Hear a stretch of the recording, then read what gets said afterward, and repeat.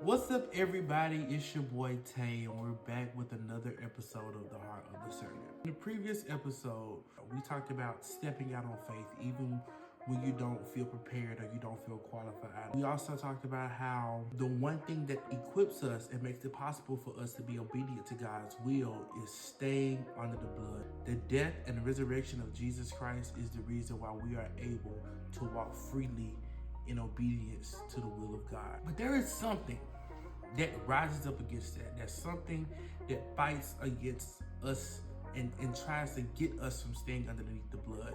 And that thing is pride. The dictionary definition of pride is the quality of having an excessively high opinion of oneself or importance. Anytime you think yourself before God's will, anytime you think of yourself before God, that is pride. A good example of that can be found in 1 Samuel 15. The Lord just told Samuel to tell Saul that he is to go strike the Amalekites and completely destroy them. He called for their total devastation. Now, this is why the Amalekites were a group of nomadic people who rose up against Israel and fought against Israel before Israel was even an organized nation. Before they even got into the land of Canaan, they became the nation of Israel. Before they became a kingdom, before they settled in their land, while they were still yet vulnerable, the Amalekites took it upon themselves to attack the people of God. They were so hungry for control that they was like, oh, we see these weak people over here, let's go attack them because we know we can destroy them. It didn't work out that way, but they felt that in themselves. And because they did that, the Lord said, I will surely blot out the Amalekites. I will surely block them out. They will not stand. They will not be anymore. They will be taken out of the history books. That's what the Lord said. The Amalekites was looking for power. They were a prideful nation.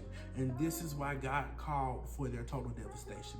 And so here it is. It's time for the Amalekites to pay up. And so God is sending Saul to do this. Saul is to go and completely destroy the Amalekites. So Saul goes, he takes his men, he takes the army, and they go and fight the Amalekites. And he decides, even though the Lord told him to completely destroy them, he killed all the people, but he kept the king and he kept the spoil. And so when Samuel confronted him and told him that you was disobedient, you know, the Lord is not rejecting you as king because of your disobedience, he tried to make excuses and say that the reason why he did this, the reason why he kept the spoil and he kept the king is because the people told him. He feared the people. Saul was insecure. If you look at his life, you will see that there was often times where Saul showed insecurity. He was not secure in himself. He always questioned him being king. He was not secure. And being insecure slips you into a victim mentality. And anytime you are a victim mentality, you always put what you think is best first. You always put yourself first. You try to make excuses for what you did, even though what you did wasn't what you were supposed to do. And so that's exactly what Saul did here. He put the blame on everybody else. He did not accept accountability for it. Pride is not always thinking you're better than somebody else. Pride is not always being egotistical. Even when you're insecure, you're walking in pride. When you have insecurities about yourself, you're walking in pride, because being insecure always, it puts you in the mindset to think of yourself first. It puts you in the mindset of thinking of how you feel. I know because I've been there. This is not anything that I'm talking about just because I've seen it online or just because I read it in the Bible. I can relate to it. I've been insecure, and I got to the point to where now that if I'm going to walk fully in the will of God, if I'm going to do whatever it is that He has called me to do, I have to be fully surrendered. I have to surrender the times where I feel high up on the mountain and the times when I feel low in the valley. I have to surrender all of that to Him.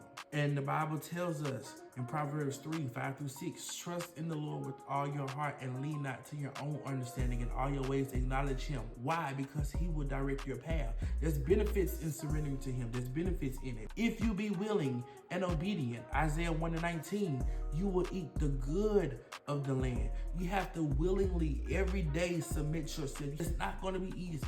It's not going to be comfortable. Your flesh is not going to want you to stay under the blood. Pride is going to fight you every single time. And sometimes we lose. sometimes we lose because we try to fight it on our own. God is the only one who can save us from our pride. He is the only one that can save us. So I want you to remember to be surrendered. Stay surrendered. Stay under the blood. Stay prayed up. Keep killing that flesh, and you will eat the good of the land.